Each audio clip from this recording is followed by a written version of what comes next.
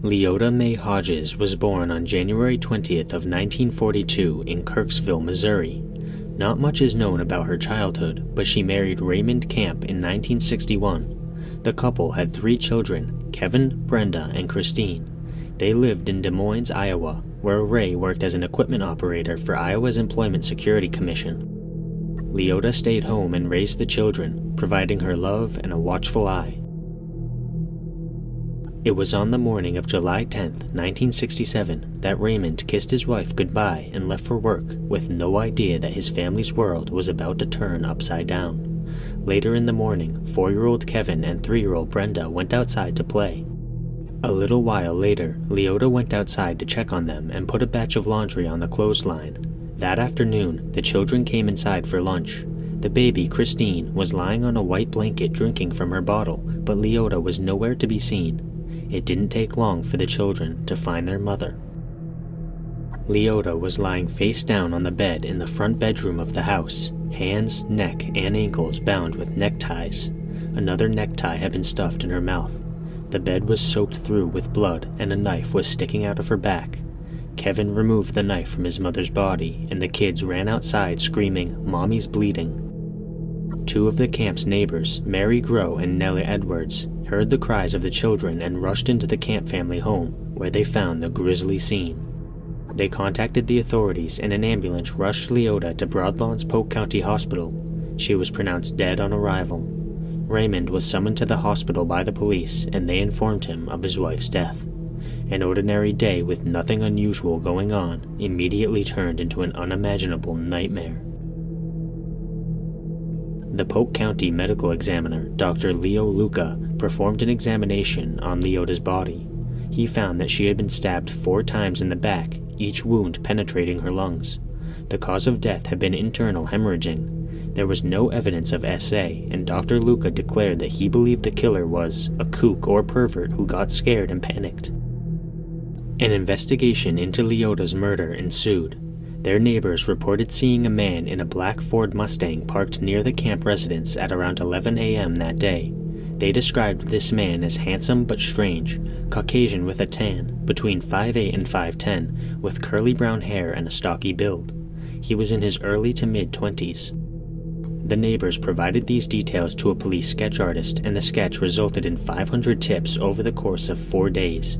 These neighbors also noted that the man had walked diagonally across the camp's yard before entering the house, then left the residence just before noon. Dr. Luca believed the killer had entered the house while Leota was hanging up her laundry, and he did not expect her to come back in so soon. He also speculated that the man had threatened Christine, the baby, because there were no signs of a struggle.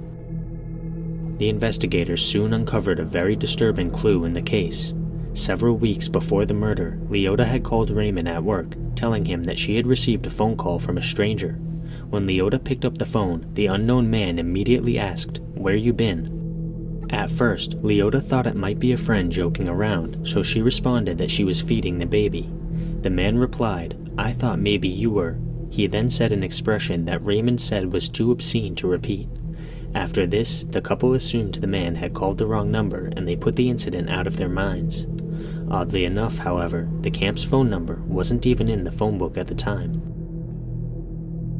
Raymond offered a $2,500 reward for any information on the case, but nothing substantial was ever discovered and no arrests were ever made. To this day, the senseless murder of Leota Camp remains a horrific mystery. While the motive of the slaying is unknown, there are several bits of speculation that arose through the years. Brenda Camp finally received a file on her mother's murder when she reached her 50s, and shortly after this, she got a phone call from a man in Maryland who studied the serial killer named James Mitchell de Barda-Liebin, who is most often referred to as Mike. He died in prison in 2011, but the man thought the police sketch bore a resemblance to Mike. This theory ultimately led nowhere. Another neighbor of the Camp family, Carol Wutheridge, had stated that she believed she was the intended victim of Leota's murder. She said, "I had a gut feeling my life was in danger. I went to a dog pound and got a German Shepherd for protection. That is how afraid I was."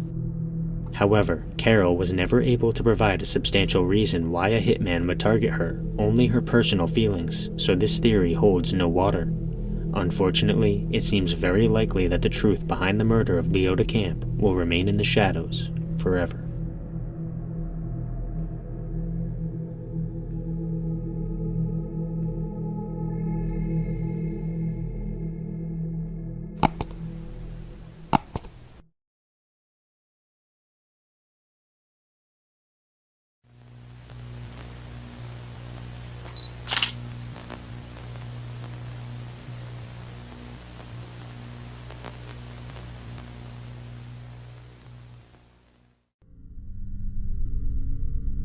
Audrey Evers Pugh was the daughter of a realtor and a business executive who was born in Cincinnati, Ohio.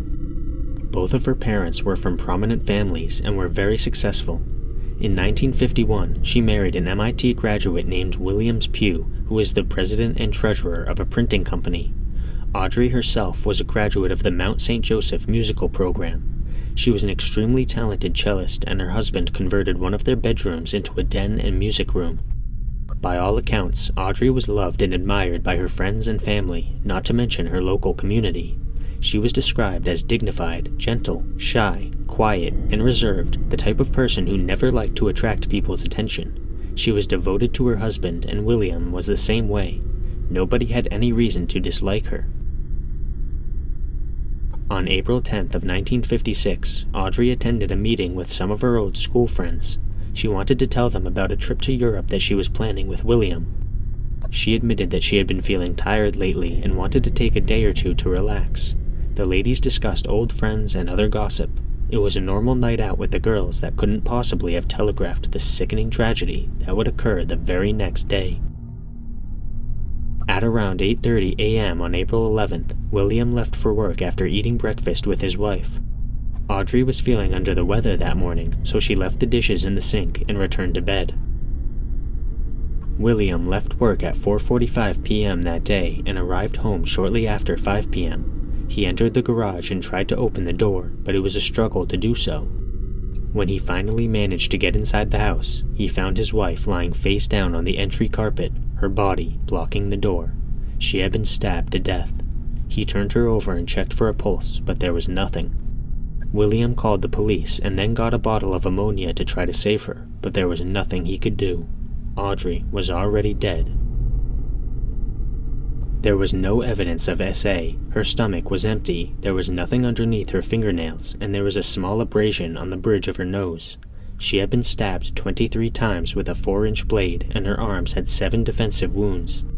The longest wound on her body was located on the left side of her neck, and most of the wounds were angled downward. The cause of death was determined to be severe blood loss. The only thing that was missing from the house was a wallet with Audrey's ID cards and $5. None of her jewelry or any of the rest of their money was missing. The back door was unlocked, which was unusual. A few items appeared to have been moved around, but the police could not find any usable fingerprints.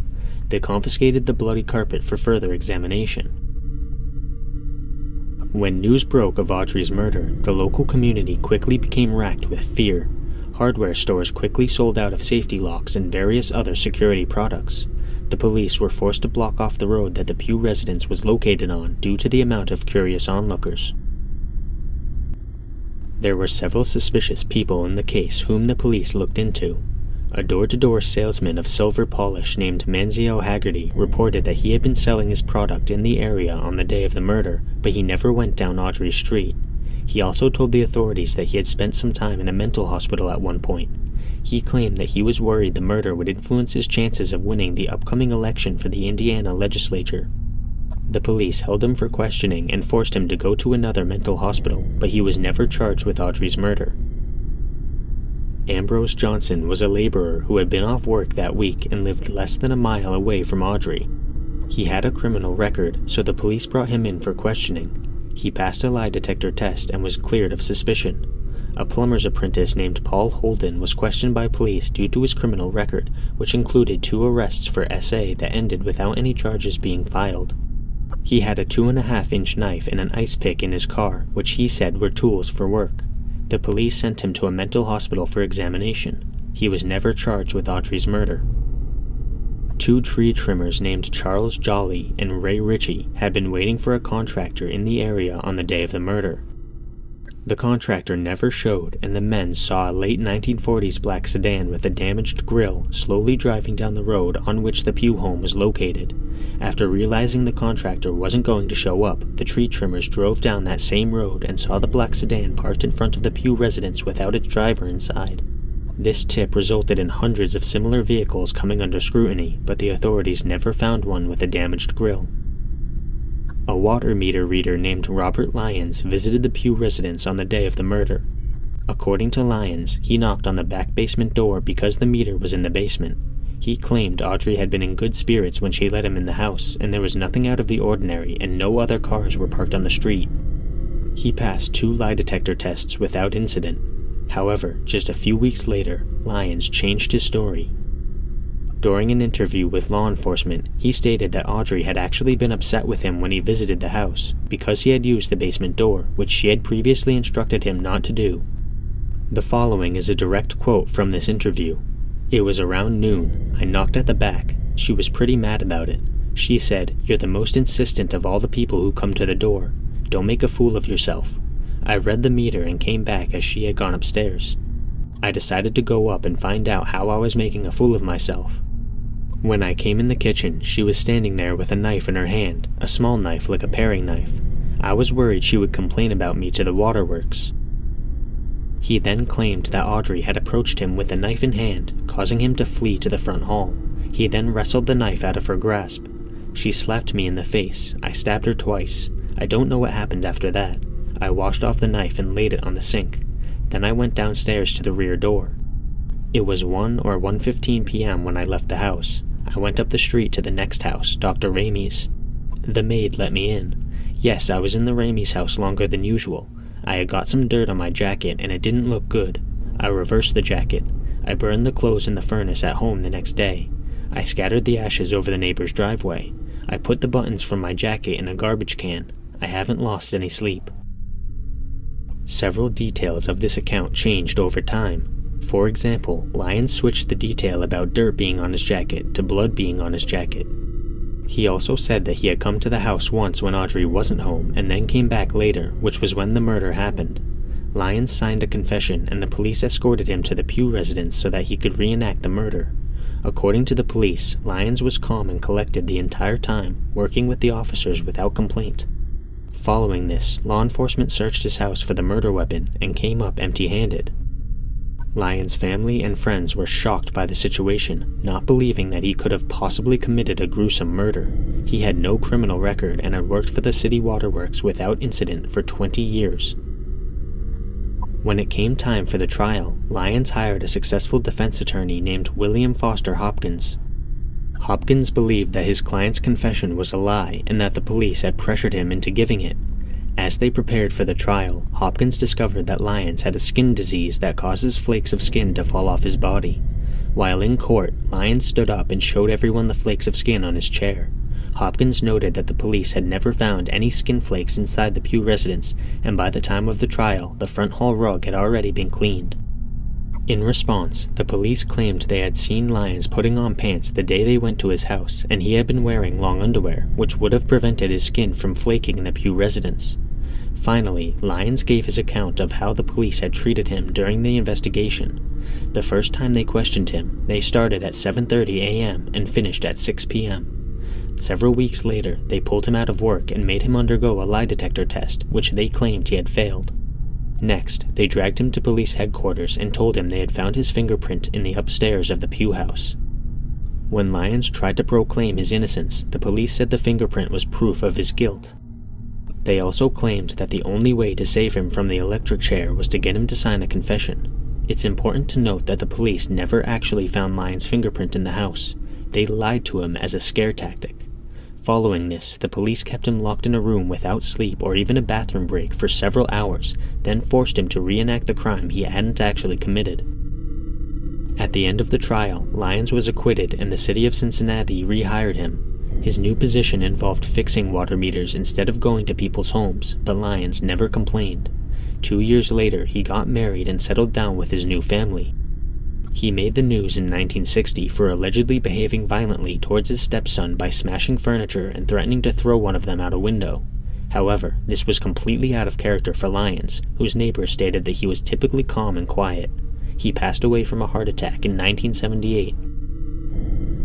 To this day, the murder of Audrey Pugh remains unsolved.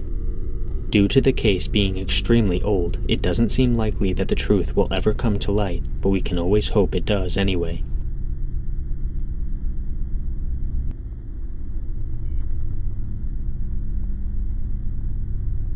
Click the join button to become a member today. Channel members receive exclusive content as well as early access to all my content.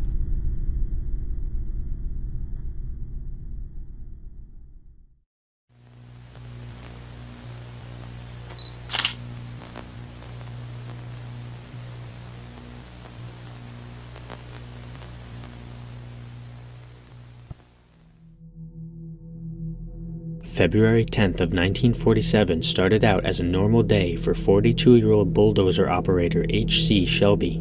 He commuted to a job site near Grandview Boulevard in Los Angeles. It was a housing tract that seemed to stretch on forever, one of many such places in post-World War II America. When he arrived at the site, Shelby noticed a pile of expensive women's clothing. It seemed completely out of place and he couldn't fathom why it would be there, but he would find out the reason soon enough. When he got closer to the pile, he saw the naked body of a woman lying face up with a red dress and blue coat on top of her.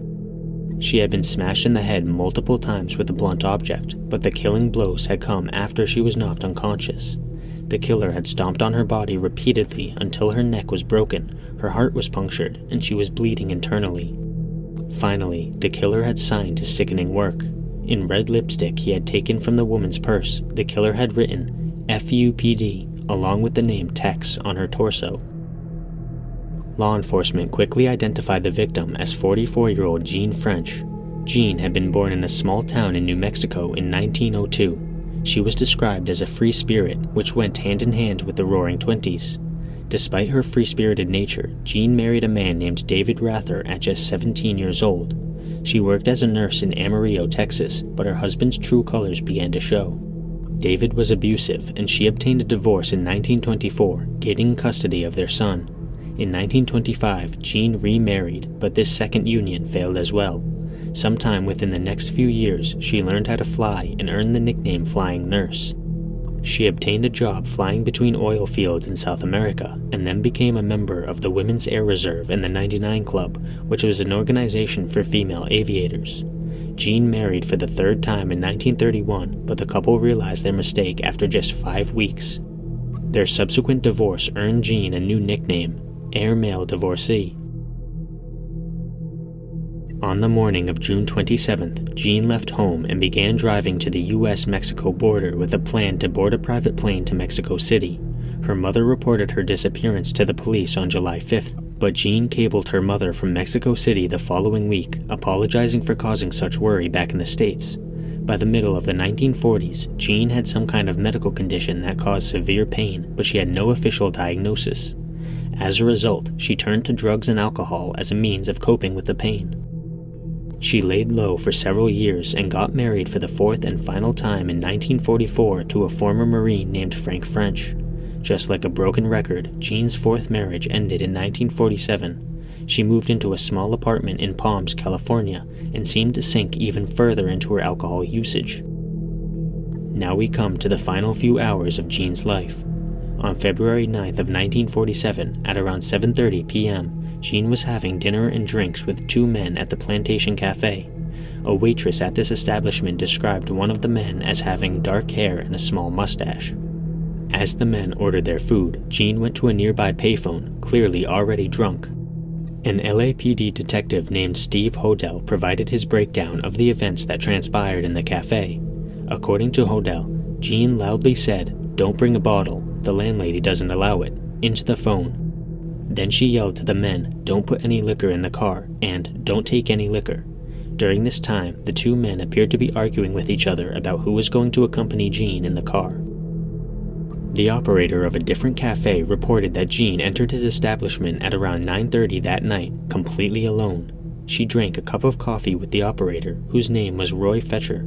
According to Fetcher, she said her husband was sadistic. She said he liked dark things and said he had beaten her several times. Then she raised a pair of dark glasses she was wearing to show me a couple of black eyes she said he had given her. At around 10:30 that night, Jeanne walked into a bar on Venice Boulevard and announced that she was committing her husband to a neuropsychiatric ward at a veterans hospital the next day. Jeanne then traveled to Frank's house in Santa Monica and tried to convince him to go out with her. According to Frank, she hit him on the head with her handbag. Just after midnight, Jeanne visited the Piccadilly Drive-In on Washington Place with a man who was described as medium to small and dark-complexioned. The man bragged about the large tip he left for the waitress. At around 1:30 a.m., Jeanne was witnessed drinking a 7 High while sitting on the first stool of the Pan American bar. When the bar closed at 2 a.m., the bartender noticed Jeanne fighting with a friend outside. The pair then entered a beat-up sedan and drove away. This was the last time Jeanne French was ever seen alive. The police began looking into suspects and became very suspicious of Frank French. Their marriage had been volatile and even violent at times, with both sides of the relationship being at fault. Frank was brought in for questioning and initially denied having been visited by Jeanne on the night of her murder, but he eventually admitted that she had stopped by. However, he emphatically stated that he had not harmed Jeanne in any way. Jeanne's 25-year-old son, David, was also questioned. Intriguingly, David and Frank had a strange conversation when they bumped into each other at the police station. David said, "Well, I've told them the truth. If you're guilty, there's a God in heaven who will take care of you." Frank responded, "I swear to God I didn't kill her." David said, "There was a time this afternoon when, if I had seen you, I can't say what might have happened. You know I loved Mom very much." Frank replied, "I loved her too." Frank's landlady confirmed his alibi, stating that he had not left his home on the night in question. The detectives were also unable to match the shoe prints at the crime scene to Frank's shoes. Despite this, the authorities still thought it was possible that Frank could be the killer. They made Frank take a lie detector test, which he passed without incident. They finally realized that Frank wasn't the man they were looking for. The police attempted to identify and find the men with whom Jeanne had socialized on the night of her murder, but they were unable to do so. Instead, they tracked down her car in a parking lot and spoke to witnesses. These witnesses reported that Jeanne's car had been there since 3 a.m. on the morning of her murder. A night shift security guard told the police that it had been a man who left the car in the lot and no woman had been present. With no leads and no new evidence, the red lipstick murder case went cold. Some people believe the murder of Jeanne French was connected in some way to the murder of Elizabeth Short, the Black Dahlia, who was bisected and dumped in Los Angeles. People who subscribe to this theory tend to think that the killers in these two cases are actually one and the same. However, no substantial evidence has ever been presented to confirm this theory. Another theory came from a grand jury investigation that was ordered 3 years after the murder. 2 investigators from the district attorney's office were assigned to look into Jeanne's case, and they identified a prime suspect. During Jeanne's marriage to Frank French, they hired a painter named George Witt. Jeanne secretly began a romantic relationship with George, who admitted to going on several dates with her. Around the time of the murder, George was witnessed burning several articles of clothing and multiple pairs of shoes. He stated that his reason for doing so was out of fear. He believed that he would become a suspect once the police learned about his relationship with Jeanne. Despite his suspicious behavior, George provided an alibi and was never arrested or charged for the murder. Yet another theory stems from the message that was left on Jeanne's body. Some people believe the letters PD are the initials of someone from Jeanne's past, and the word Tex is short for Texas. It's possible that something from her life in Texas came back to haunt her, but nothing solid has ever been proven with this theory either. The final theory in the case is connected to the racial history of Los Angeles. In the 1940s, the City of Angels had its fair share of racial discrimination, much like everywhere else in the country. The man with whom Jeanne was witnessed on the night in question was said to have a dark complexion, which sparked the theory that someone murdered her for racial reasons. It's possible that someone was offended by seeing a white woman with a man of color, and they confronted Jeanne. Given that she was highly intoxicated at the time, it wouldn't have taken much for the confrontation to become violent. To this day, none of these theories have ever been proven, and the murder of Jeanne French remains unsolved. Perhaps this will change with time, but it doesn't seem very likely.